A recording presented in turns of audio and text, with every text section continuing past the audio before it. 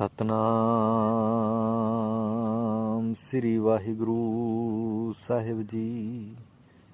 ਇੱਕ ਓਂਕਾਰ ਸਤਨਾਮ ਕਰਤਾ ਪੁਰਖ ਨਿਰਭਉ ਨਿਰਵੈਰ ਅਕਾਲ ਮੂਰਤ ਅਜੂਨੀ ਸੈਭੰ ਗੁਰ ਪ੍ਰਸਾਦ। ਜਪ ਆਦਿ ਸਚ ਜੁਗਾਦ ਸਚ ਹੈ ਭੀ ਸਚ ਨਾਨਕ ਹੋਸੀ ਭੀ ਸਚ।